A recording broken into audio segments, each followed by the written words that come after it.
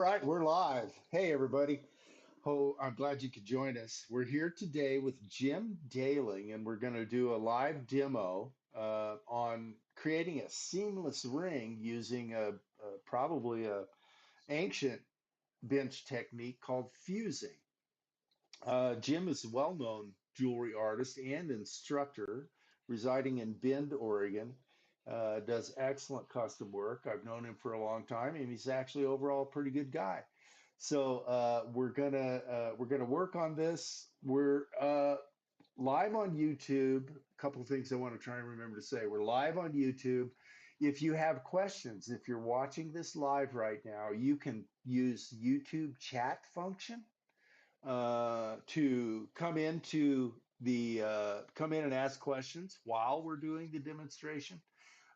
If you have my email, actually, let me give it. It's Gary at GaryDawsonDesigns.com. If you wanted to email questions in, if that's easier for you for some reason, you can do that. I'm not going to say my phone number out here, but if you have it, you could probably text questions during the demonstration too, and I can then relay them to Jim as he's going. Jim, you want to say anything before we actually get started with the live demo? Yeah, first off, Gary, I'm so happy and excited to be a part of this with you. We have known each other for a long time, and I won't say how long because that would give our ages away, which I don't really want to think about. But just real quick, I've been making jewelry professionally since 1984. My first job, professional gig, so to speak, was for Maui Divers in Honolulu. And I've been teaching at the university level as well as intensive workshops around the country for quite a while. And I just love sharing the excitement that I have for making. So, shall we get going, Gary? Yeah, let me just say, right now, one more thing I want to announce, and then maybe I'll remember to mention this in the end, but I don't want to forget. We're trying to keep this live for our audience. And so, if you're potential sponsor watching this, we'd love to gain some sponsors over the next month or two while we're putting this whole thing together. And or if you feel like there's a presentation that you'd like to do relevant to bench. And we have three tracks. We have bench skills, which we're doing today. We have tech skills, which might involve CAD and or 3D printing kind of stuff.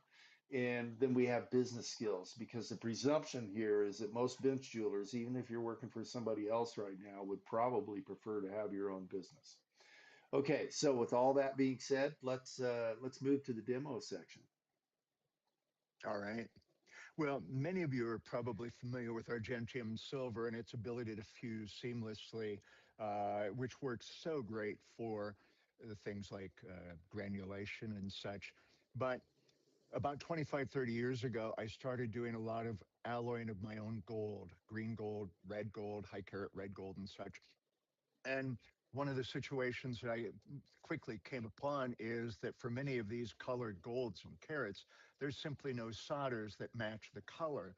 And so, out of pure need and desperation, I tried trial and error and succeeded to fusing different carats of gold, different colors of gold, so that in essence, many of the pieces I make, for those of you who don't know, are one of a kind engagement wedding rings.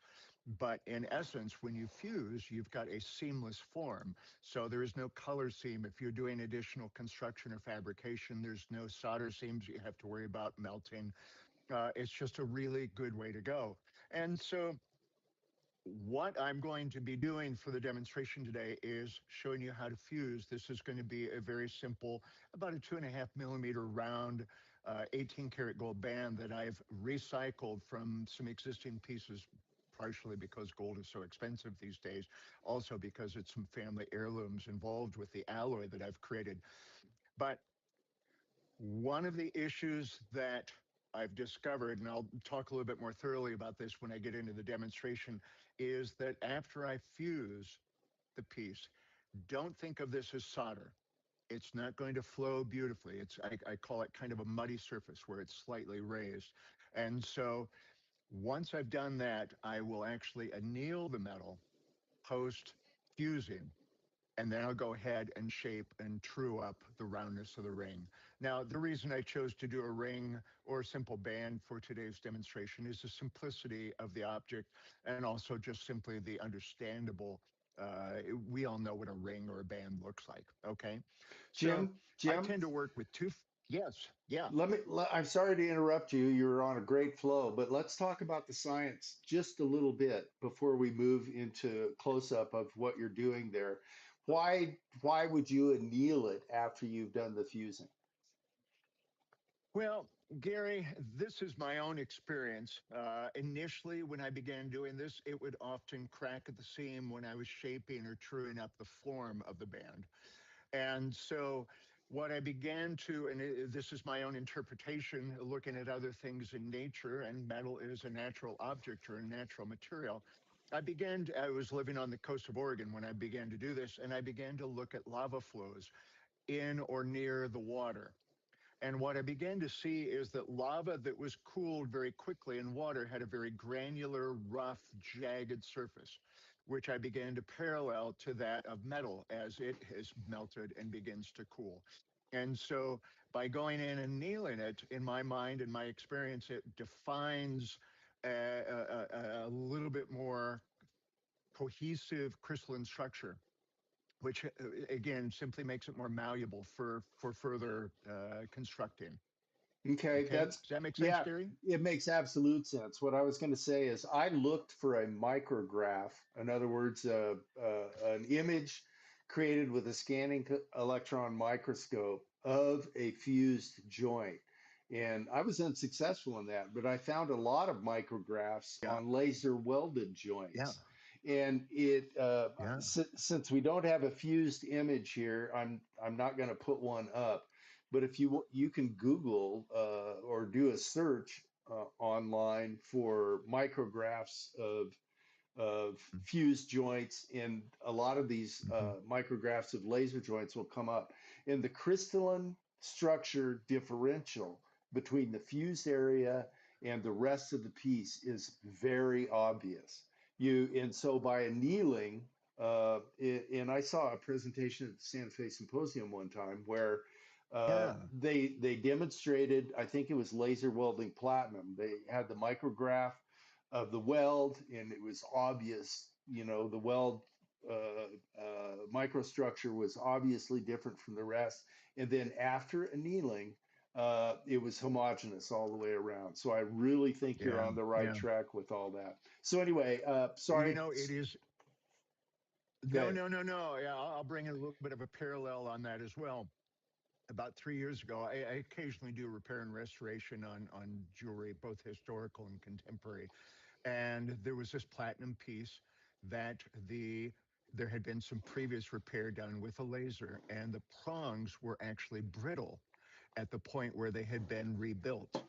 And Hmm. so after sorting through that, I annealed them, removing all the stones, obviously, because stones can't handle the heat that's involved with platinum. And then once I annealed it, then they worked beautifully. But yeah, for me, Gary, it's really been more of a trial and error, what has worked, what hasn't worked. And again, I've been doing this for very close to 30 years now. But it's a process and a technique that I use not daily, but often, Right. and it just works really beautifully. So again, what I'm going to be doing, you can do this, and I've tried this with basically any metal except for palladium. Palladium simply will not handle fusing with a torch. Platinum, yes. Palladium, white gold, absolutely, and beautifully. Um, Gold, sterling silver, white gold can be a little finicky because of the nickel content, um, but almost any metal you can make this work. And again, for a piece like this, it will give you a seamless form. So, so this is the piece. Basically, again, this was milled out square, and then I forged it into round. So you might notice some slightly irregular pattern to the surface from the planishing. What I've just used, I call it a preflux, but basically it's isopropyl alcohol. It's very similar to Prips flux with just a little bit of boric acid and borax in it. And then I also like to go in with just a little bit of self-pickling flux at the seam.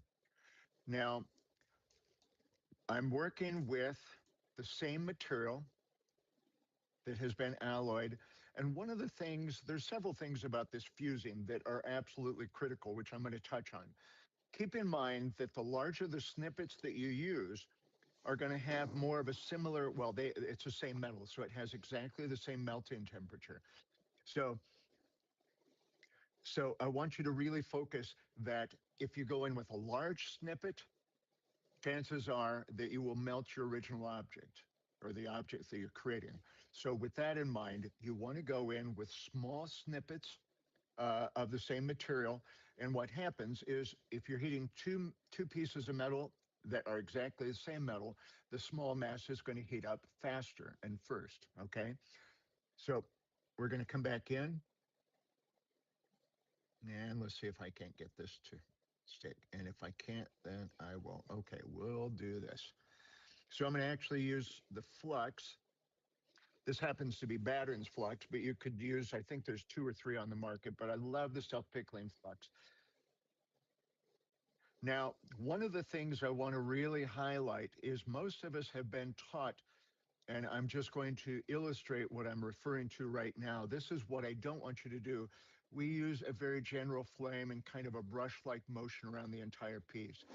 Again, keep in mind, this is not solder. It has the same melting temperature. So if I were to do that, I would melt the entire piece. So what I'm actually going to do is use a little bit hotter, almost more of an oxidizing flame, and no brush-like, no painting of the metal with the heat. Are you going to stay up there for me?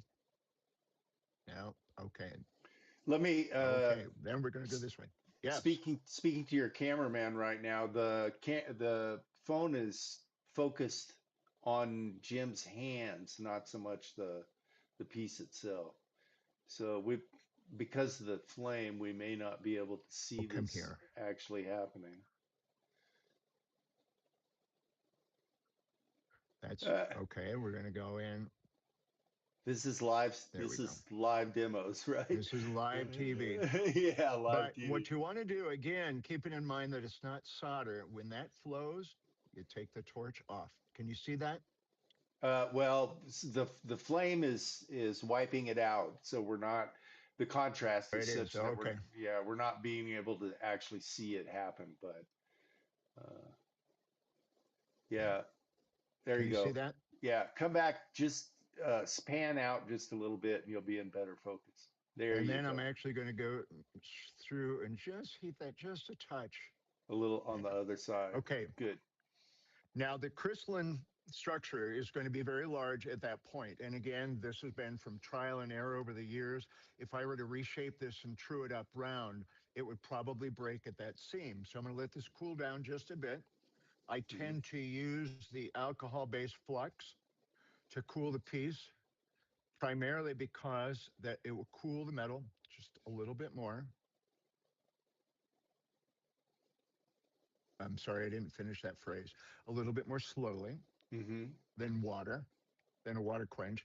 In fact, for those of you who are annealing white gold, I suggest quenching in alcohol because, again, it cools the white gold just a little bit more slowly and gives you a little bit more malleability. Now I'm going to turn my bench light off.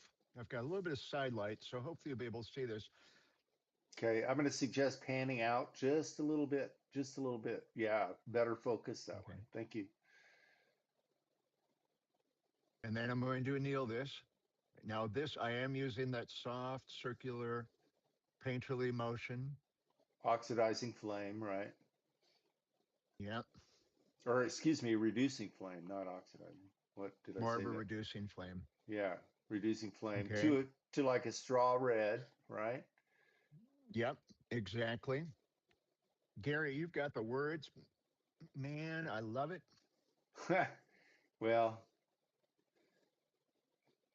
it's I try and So I'm hang going to around let with. that cool down. I like to, yeah, I prefer to let my metal cool down significantly I was going to say you didn't quench before I right away. quench.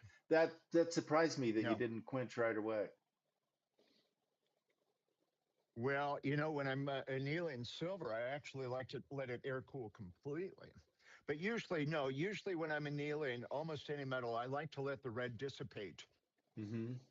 Um, I'm going to turn it, make sure that's cool. Okay, now, Emrys, I'm going to have you just keep that on me. Maybe come in middle length so that you get my hands and my head as well.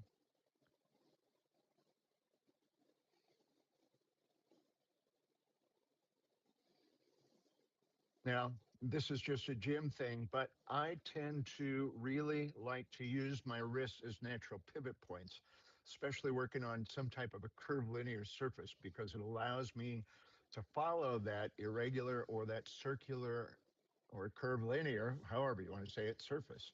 Mm-hmm. So if I were to try to shape this without reducing the thickness of where it has been fused, it would probably, well, it's going to be more resistant to forming. I won't say bending because we're really not bending, we're forming to create that smooth circular motion of the ring. Let's try and pan out just a little bit because the focus got a little bit funky there for a minute.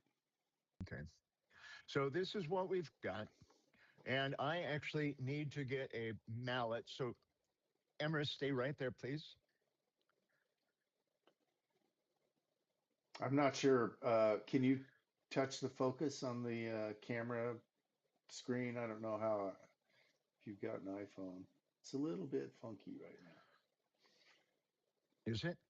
Yeah, Should it's we maybe change angles? Why don't you come over here? We're going to get off camera real quick. there you go. Now you're in clear focus again. Appreciate that. Okay. This might be a better view for people watching. And you're And using usually I, is that a dead blow hammer? so it is a dead blow mallet. Yeah. Yeah. This thing you probably can tell is about 25 years old, and I actually need to replace the faces. Yeah. But usually the task that I'm doing right now, I usually do on my stump, but I didn't want to move. Actually, I'm going to have you follow. We're going to do a jewelry cam in motion, Okay. though my camera is not following me. Follow me, camera. Yeah.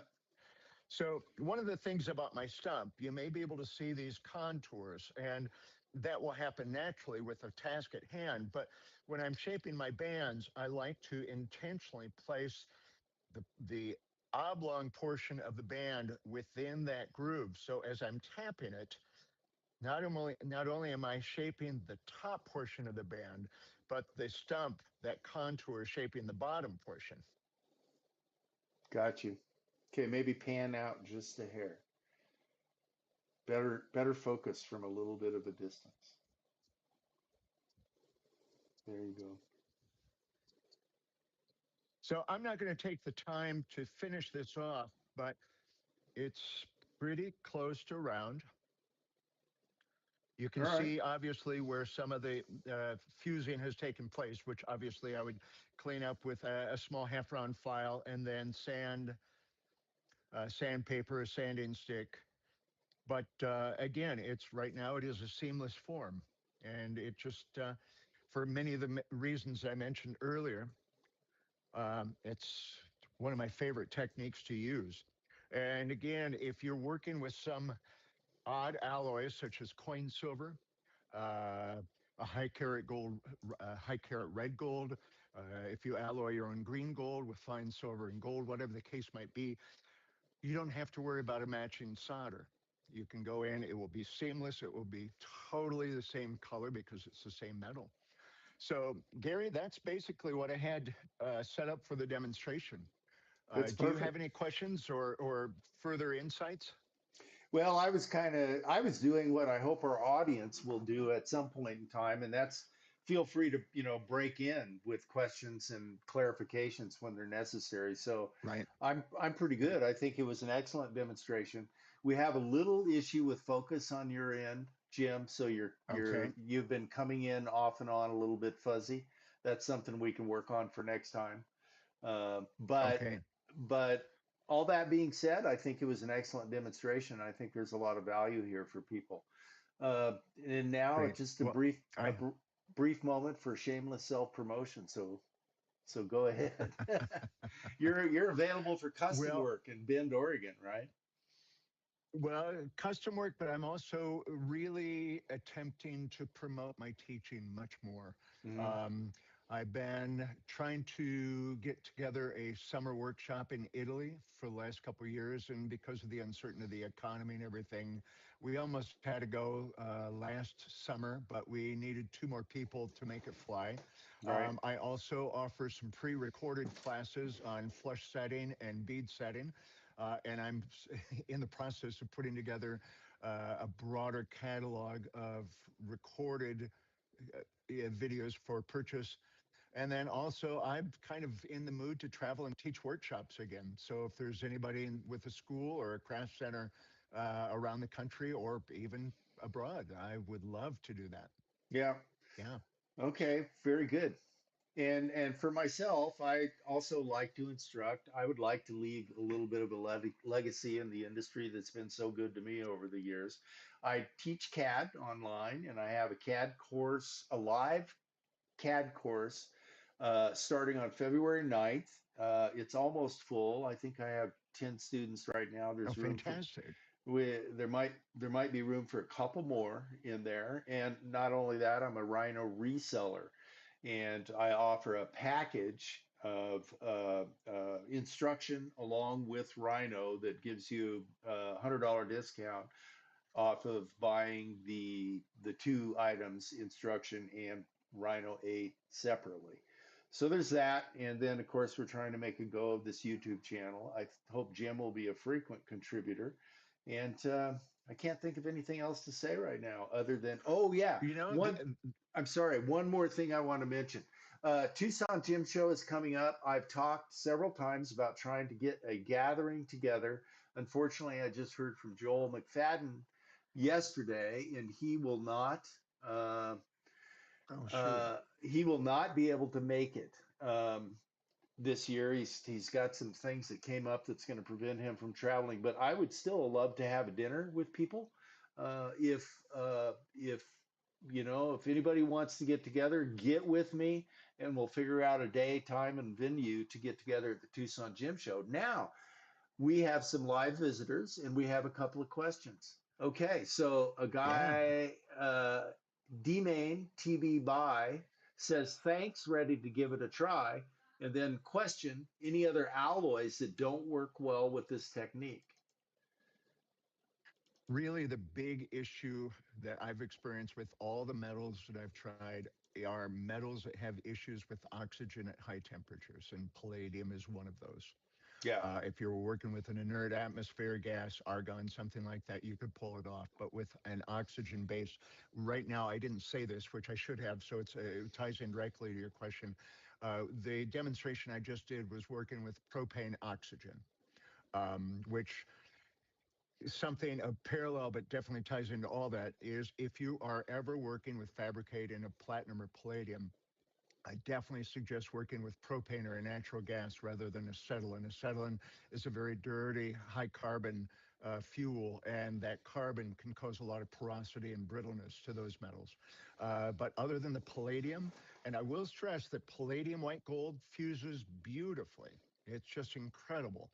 But palladium by itself is the only metal that I've come across as far as the precious metal used in jewelry. Okay. I can add to that just a little bit. I cast platinum, and because I cast platinum, I cast all my oil alloys with a hydrogen oxygen torch, and that works very good. But Mm. at Hmm. Liquidus, palladium absorbs hydrogen, and so Oh, I didn't I know that. I tried casting palladium gold by hooking up a propane torch, and that it still didn't work for me very well. I think for casting Huh. palladium, which is a different thing than fusing, probably a good Hmm. idea to have a neutral, a gas cover, inert gas cover, and some other stuff in place, which Hmm. I don't Hmm. have. I'm Hmm. casting Hmm. with a torch Hmm. all the time. Anyway, D Yeah. Main is still with us and says thanks for the Oh, you response bet. to that, and And that's exactly how it's supposed to work, folks. Thanks for coming in. I'm really glad that you're watching this live. And this will be archived on YouTube once I get a chance to maybe clean up the video a little bit. It should be posted later today. And it will also be posted on my Substack. And Mhm. Substack then automatically crosses over to Spotify. So there's three locations Gary, where you'll be able to see this video. Yes, sir. Gary, two questions. First, with Rhino, I've been a Mac user for years. Is Rhino cross-platform? It is now. Actually, there's Okay. for a long time there's been a Mac version of Rhino, but I discouraged Mac users from taking my course because I teach on a PC, and Oh, okay. the difference between the Mac version and the PC version was pretty substantial. However, now with the current version of Rhino, Rhino 8, they have done a real good job of merging the two platforms. Um, and because of that merger, I'm now welcoming Mac students into my course, and Fantastic. it's much easier, I think, for everybody to communicate back and forth across platforms. Well, Now, I'll have to talk to you on that. Yes. there's more good news. Melody Yeager says, my day job has me casting platinum plus alloy, which is nasty. We have to clean the torch tips before casting. Melody, I would ask Uh, you if you're still with us here, what gas or how are you casting this? Are you doing it with a torch? And if so, what gases are you using? Let's see if we get a response here from her. okay. And Gary, I did have one other quick thing to mention is that when Gary invited me to do the demonstration today, this was the first one I thought of, but something that would help Gary and all of us that are going to be involved with this is if you ever have something, a topic, a problem, I would reach out to Gary and, we could probably put together some solutions for you. Well, that's absolutely correct. Not only do we want feedback during these live broadcasts, but we'd love to get feedback about topics you'd like to see covered, specific people that you'd like to see come on the podcast. I know a lot of people in the industry, and I think I could probably, if there was interest, get a variety of talent on here. Um, and so Melody 6076 has not replied yet to the Okay. question of what how she's casting that platinum. So we'll see. Let me just Yeah, scroll over here in the chat just to make sure I'm not missing something. No, but I'm very pleased that we actually have some live participants today, and absolutely. I think we're about done with the content. Hopefully, Melody, you can come in with comments after this is posted as a regular YouTube video post, and then we can continue. Oh, here we go. Big torch, oxygen, and propane, casting at close to 2,500. I'm assuming that's Fahrenheit. Yeah, okay. I've not tried to cast platinum with propane, and I'm not 100% sure of the Mhm. solubility of propane in platinum at Liquidus. Oh, Yeah. dental alloys. Okay, here's a person doing dental alloy. Very Wow. interesting. Okay. If it's if you have the ability, I would suggest maybe trying hydrogen as your torch gas Hmm. for Hmm. casting that because that I get beautiful castings. Is I would have to say that Are my you, platinum castings generally are as good as about any platinum, any casting house so that I've Gary, are seen. you working with a hydrogen torch with that, or just hydrogen in a tank? Well, hydrogen oxygen. Got it. It's not. I use acetylene at the bench because I grew up in a welding shop in Southern Right. Oregon, and the acetylene works great. I love the heat at the bench, but I like it hot, I hear. yeah, I like it hot. And people say acetylene is a very dirty gas. Well, yeah, it is if only acetylene's burning. But if you learn how to tune your torch, it Quickly. doesn't. Yeah. Yeah. First of all, introduce a little oxygen into the mix. Oh, Platinum Plus is mostly cobalt. Okay, cobalt. Yeah. Oh, I interesting. actually don't work with I work with 10% iridium platinum and don't like cobalt. I've tried doing repairs on cobalt castings and it's just horrible. It's not very bench friendly. So I can understand how Mm-hmm. casting it would be an issue. I'm not sure hydrogen is going to solve your problem with cobalt. Mm-hmm. Mm-hmm. Yeah. Um, yeah, all my casting is done with hydrogen because I don't cast palladium white alloys. If I absolutely have to have one of those, I'll send it out um, to somebody. Okay. Well, listen, thanks everybody. I All think right. we've about burned up our time here. Melody and who's let me scroll up here. Melody and D Main, thank you so much for participating live. It's exactly the kind of thing that we want to have happen. I Yeah. hope this grows and we can create real value for the industry. So thanks again, Jim. I'm going to stop streaming here in You're just a welcome, second, Gary. and we'll talk to you again Okay. soon. Okay, bye bye. Thanks.